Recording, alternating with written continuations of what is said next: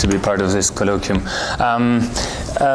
So my presentation is going to be basically a methodological reflection. I'm at the moment trying to explore the concept of narrative capability, and in order to do that, I'm looking back on my PhD thesis process to look at the possibilities of co-constructing stories with participants. So I'll be looking at some of the ideas that have already been explored, like co-construction, recognition, and the representation of people as lacking or needing assistance, like Melis said. So it seems like the eternal return of my PhD now in my life. So there I was trying to study how students that lived in the shanty towns of Buenos Aires managed to access and succeed in post-schooling education. This is the title of the thesis. And at the same time, I became interested in producing counter-narratives of the youths from shanty towns in Buenos Aires against stereotypes that were mostly associated to crime, blaming them and drugs and other derogatory elements. And so this second part, the politics of the thesis, became more prevalent, and well, this is the result. These are some images of similar, these show places that are similar to the ones that I was doing my fieldwork on. I went to a shanty town in Buenos Aires. I am from there, but I was a complete outsider, and I had 6 months to do my fieldwork as part of the process. So here there are time limitations and funding limitations, like in any PhD.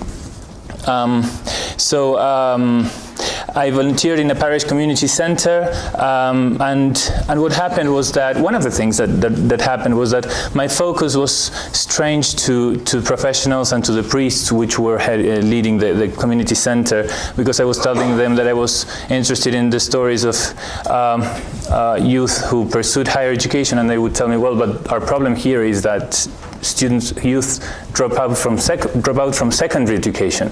So that's not really so you're not looking at the problem in the right direction.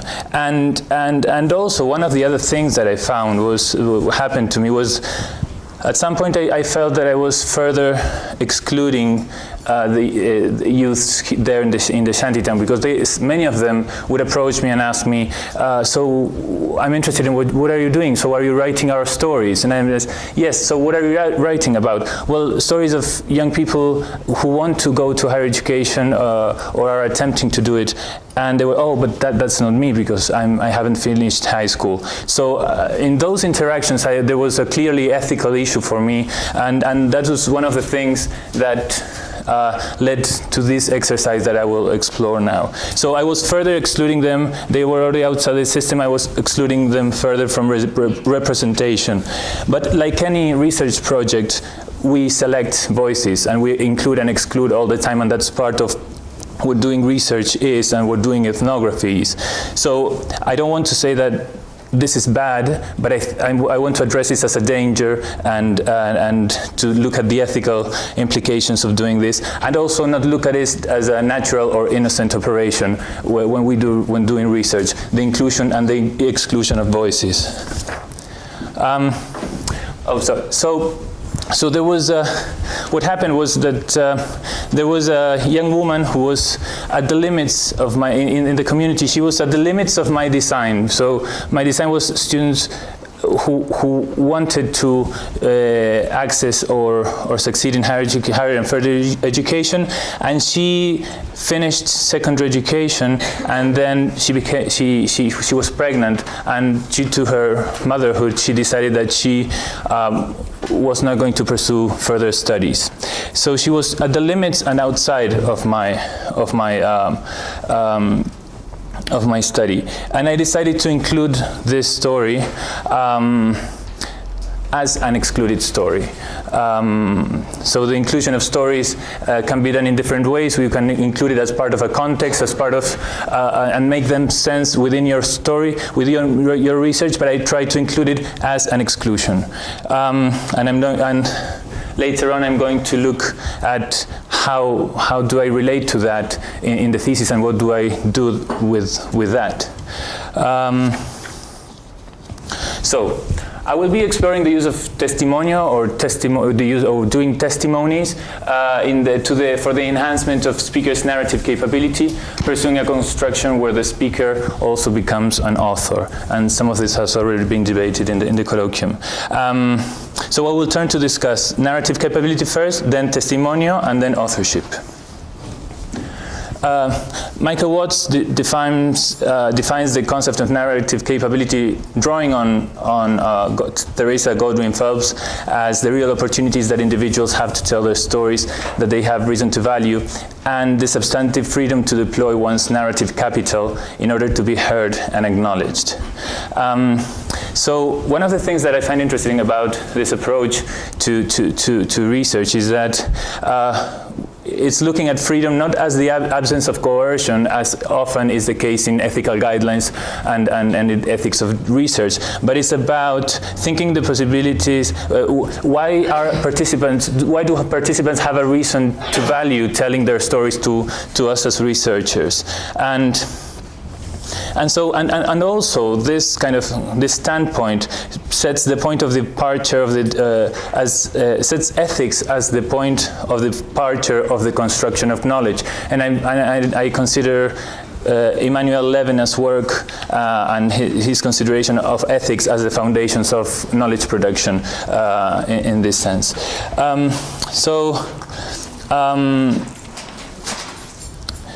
I'm going to explore the possibilities to enhance participants' narrative capability in the context of research as a way of bringing their voices to the text. And I will look specifically at the limitations that educational research brings by defining a specific narrative field. And that's the limitation that I'm thinking about. And I will look at an exercise of broadening the narrative field. I will now turn to Latin American testimonio, because this is the kind of genre that I was using in the research. So Latin American testimonio could be briefly described as novel-length first-person narratives about the life of a witness or someone who bears witness to specific events. And it involves the transcription of an oral account by a professional writer. And the aim of the publication, and this is very important, is social change. So it's an inherently political kind of speech and text.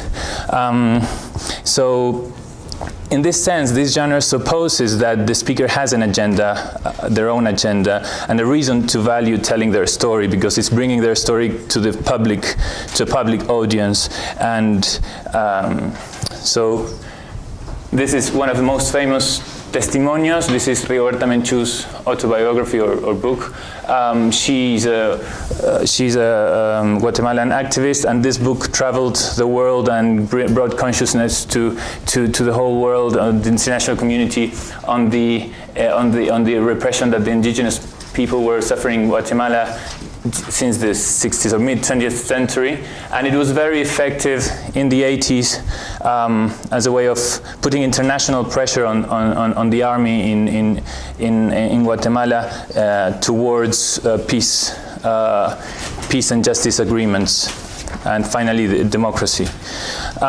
One of the things, and it was also a very controversial book, I'm not going to go deeply into that, but I'm going to look specifically at the issue of authorship, because then this book was widely discussed in academia, particularly in the US, and there is this debate on who is the author of the testimonio. And so I am interested in participants becoming authors in my research. So this is a question: who is the author? Some people like John Beverly argue that, quote, in the life history, he says, it is the intention of the recorder or the ethnographer that is paramount. But in testimonio, by contrast, it is the intention of the direct narrator who uses, in a pragmatic sense, the possibility the interlocutor offers to bring his or her situation to the attention of an audience. So in his view, the researcher or the ethnographer becomes an instrument. Other people, so the ethnographer that recorded and wrote Rigoberta Menchú's Testimonio is called Elizabeth Burgos. She's a Venezuelan anthropologist. Other people, like Elżbieta Sklodowska, would argue that it's actually Elizabeth Burgos, the author, because it is her ideology and her intentions that are superimposed on the voice of Rigoberta in the process of editing, selecting the pieces, and she even included some quotes of the Popol Vuh and other texts. So there is an invisibilized operation of the ethnographer that actually is the one that is leading and governing the text. And then I will think of another answer to that question, which is that using Michel Foucault's notion of the author function, that is, the author function is the author. That is, the set of rules and norms and conventions and institutions and circuits of distribution that the professional writer embodies and that brings to the text, and that ultimately shape the text to be publishable. So I'm not answering this question. I'm looking at these three elements that participate in the construction and in the authorship of a text. So now looking specifically at the context of research. So what happens when I access my research? Firstly, I define a field or a field of inquiry or a problem, and that's what I would call the narrative field. But also there are other enabling conditions, like an interview guide that is put there in the interview, and there are elements of rapport that I use to elicit stories and to generate some kind of trust. And then there's also the process of transcription, translation, editing, analysis, interpretation. But I'm going to look specifically at the first one, the definition of the narrative field as a constraining or as a limiting aspect or condition to enhance narrative capability. So Michael Watts says that he addresses this issue in his own work on students on higher education, and he says that so by asking students, young people about their educational experiences, he was further disadvantaging those who had dropped out from the system of education. Their stories that they wanted to tell had to do with something else, not about what they had left. So what he proposes for his what he did in his work was he had to broaden the narrative field. This is also what Elizabeth Burgos, the anthropologist writing Rigoberta Menchú's book, did, and she says that kind of putting into question her own limits and also responding to the reviewers who were telling her, delete these pieces that have to do with the culture of the indigenous groups and are not interesting for the politics of the text. Dismissing those voices and broadening the narrative space, she says, allow the text to also be a part of kind of a representation of collective memory, and to make a text something that went beyond could be transmitting culture throughout generations, rather than only communicating an issue that was very conjunctural. So well, in both cases, the question is how to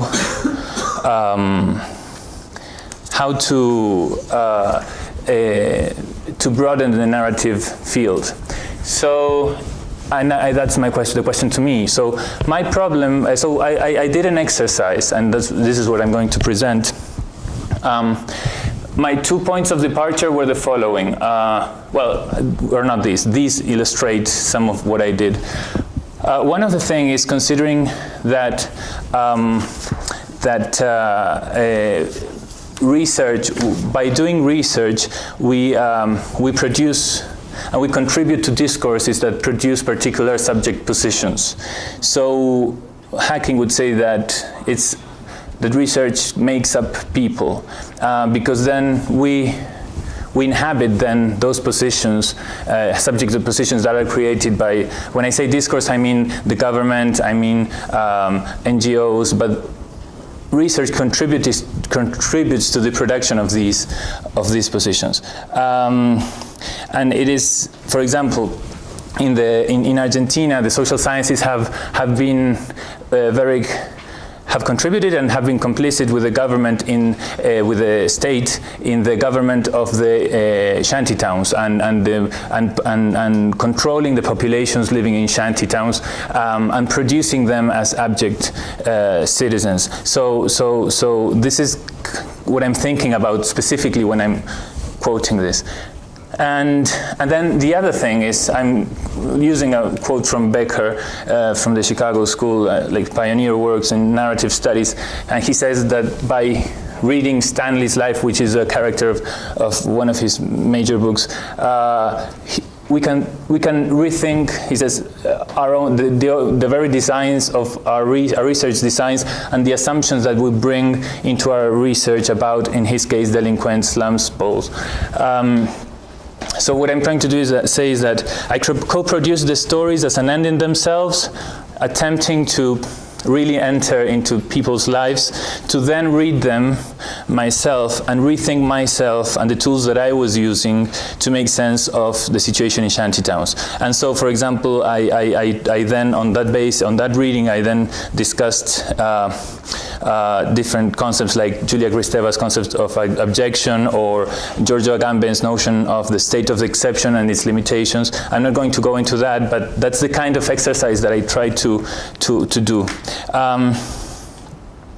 So the point is that I attempted stories to exceed my theoretically informed views, and through that, and exposing that excess, to put myself into question. So this is what I'm trying now to make sense on, to kind of sketch the notion of an effective life history on this basis. And so going back to the story of Dee, by including her story, I also provided a context, because she told much about like how I was living in the shanty and her stories on motherhood, and also she told the story of the death of a friend by a policeman. And so she was telling many of the things that my participants wouldn't be telling about what it's like living in the shanty town, and many of the things that I didn't want to tell about what it's like living in the shanty town, for example, drugs, crime, and violence. So I could have used it as providing, let's say, a context, creating a context to then produce a more authoritative interpretation of my participants' stories. But I didn't, and I'm using all the time my participants. This is not the right way to what I want to say. You see, this is my struggle with the conditions of production of research and with the author function. The speakers. So as you can see, this is putting myself into question and trying to be different somehow. I didn't want to produce a context that allowed me to make a more authoritative interpretation of the speakers' voices, which is what a life history would, or many life histories would do. So that's why I'm tempting to position myself in a different kind of place and do a different kind of life history. But still, that is valuable. She was telling a context. So for the reader, she's kind of expanding the illustration of what is like life in the shantytowns. So what I'm trying to do is to incorporate the speaker's agenda by writing the stories that individuals and the community had reason to value. So I was being told that my focus was not actually relevant to them, and I'm in a way, by including her story, I'm acknowledging that, and I'm saying I am trying to include kind of something that is actually relevant for them, although it doesn't have to do with my research design. So there is some kind of this is in a way a gesture of trying to give space to another's agenda. But of course, this is not enough. Another dimension of what I tried to do by including this story as an excluded story is to construct an ungraspable, let's say, object of study. So to expose how I constructed the object of the research, which is youths in shantytown attempting to access higher education, by showing an exclusion. So this is what kind of a genealogic project would do: look at the exclusions and show how the object is constructed, and then also expose the impossibilities of my theoretical tools to interpret the stories that exceed my tools. So also to allow for the unknown, or what cannot be interpreted or made sense by myself, also acknowledging my positionality, and also to blur the boundaries of my construct, because Dee actually, she was very close to attempting to access higher education. She wanted to be an accountant, but at some point she decided she was going to drop that aspiration and go in another way, and without any value judgment on that. And she's someone who is at the limits and then moving outside. So by including her story, I was kind of putting myself and putting the reader on the limits of my research design and looking into that which cannot be recognized. So I used the metaphor of like a shore. So you stand on a shore and then you see that the rest becomes unrecognizable, because my own categories, I didn't study crime, I didn't study many of the things that she was telling about. I didn't study anyway how to make sense of a memory that is blurred because of violent events or consumption of drugs or anything. So that's where I kind of myself talk about it at that moment in a meaningful way. So that's the point of blurring the boundaries of my construct. And the idea of blurring the boundaries is also to sap the power of my own representations. So I was quite interested, so my attempt was to do representations that are useless for government and control purposes. So this is all about trying to undo and bring a lot of complexity and uncertainty to the reader as well. So that's why I say that ultimately the aim is to write a writerly text, a text that is meant to produce other meanings, a multiplicity of meanings rather than one meaning. Okay, so having said that I'm including the excluded and then I'm including others' agenda into my research, I am reasserting also my position, and this is something that I'm separating myself from John Beverly's position. I don't think that I'm an instrument. I have certain things I do want to stand for, and one of them, for example, is that I'm not tackling a problem. I don't want the reader to think that they'll find a solution to any problem, not dropout, not higher education. I'm writing about the representation of young people attempting to access higher education, and I'm intending to produce a proliferation of interpretations of their lives. So that will not in any way solve a problem. And also, another point where I felt that I had, as a researcher, I had to kind of make my own point and drawing on a different ethics, on an ethics of truth-telling, to deal with dangers of euphemy. So writing a counter-narrative could incur in the issue of, and the problem of euphemy. So not talking about the bad and the evil that is actually operating in everyday lives. So George Agamben would say that euphemy would elevate the evil to the sacred, to the field of the sacred. And I think that by not talking about the pains and the disadvantages that young people were facing, I would also be kind of reinforcing not the sacred, but their representation as demon, let's say. So there's this incapacity to humanize and reinforce the incapacity to humanize violence and humanize, for example, crime.